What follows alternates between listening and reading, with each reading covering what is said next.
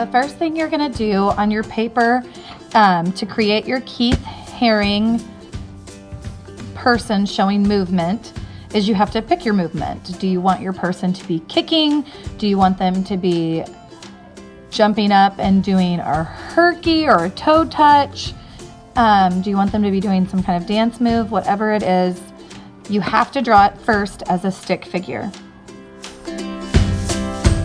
First, I draw a circle for the head, and for the body, I think I'm just gonna do my person kind of in a running motion. So I'm gonna do the body. I'm gonna do an arm, like this is where the shoulder would be. Person that's running, so there's like one arm moving. There's the other arm, okay? And he's got like these circular hands on the end that I'm gonna go around. So there's my arms. Next part, I'm going to put one foot forward, one leg forward, and then the other one is gonna be kicked back like they're running in motion, okay? The next thing I'm gonna do is I'm gonna do an outline contour of my figure so that it looks more like one of these. So on this one, I started with the figure for the head, the body, the legs doing the movement, this little handstand motion. And now I'm gonna trace around my sticky figure to give it that shape. So I'll start with my head, like that. Then I'll kind of come up from where my headline is to do my arms. I'm gonna do my hands like that, the way Keith Haring does. And I can kind of adjust this however I want while I do it. And then my body.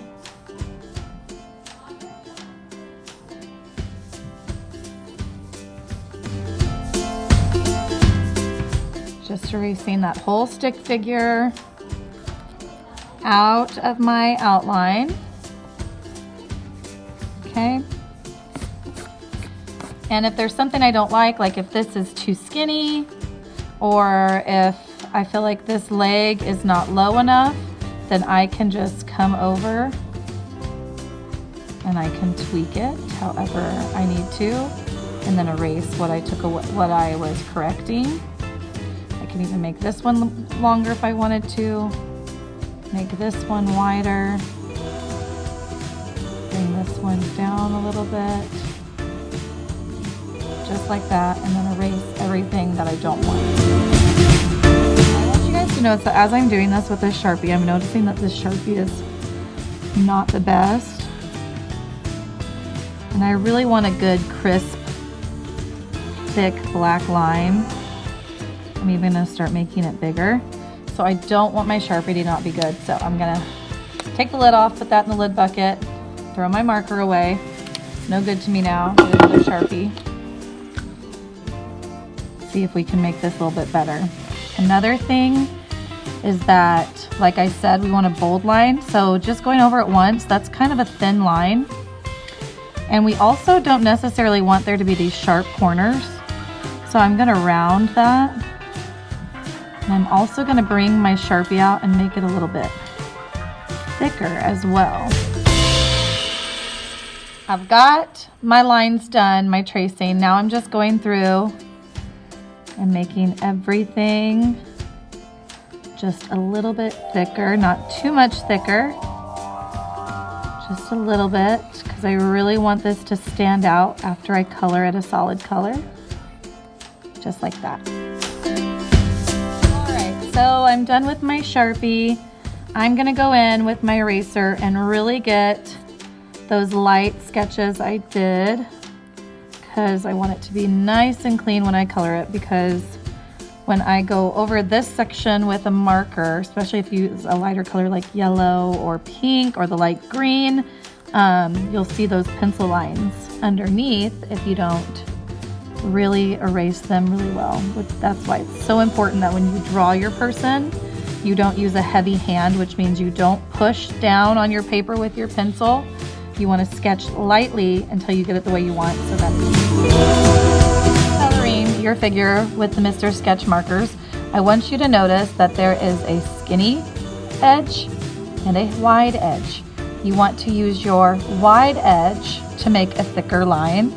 And if you go through and outline everything first, it'll make it easier on you when you color so that you don't go out of the lines. And if you notice, using your wide edge, it makes these really nice clean lines that make coloring a little bit more neat and crisp rather than scratching and trying to color. You'll notice that you'll get more color out of your marker if you take the time to do the lines as opposed to.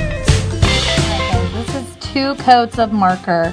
So I went over it in the different directions to make sure I got everything, and then I went over it all in the same direction just to make it have a nice bold color with no white showing through, and I'm really happy with how it looks. Key thing to do here is you can do any design you want, but if you want it to be like the Keith Haring design, you want to do a lot of different shapes and lines, and you don't want them to touch each other. They can be one inside of another, but you don't want them to touch. So, like my face, if I do a little coil action, okay, and then I stop and I fill the rest with shapes, that's great. I just want to do my best to not let any of those shapes touch the edge or to touch other shapes, because that use of space is what creates.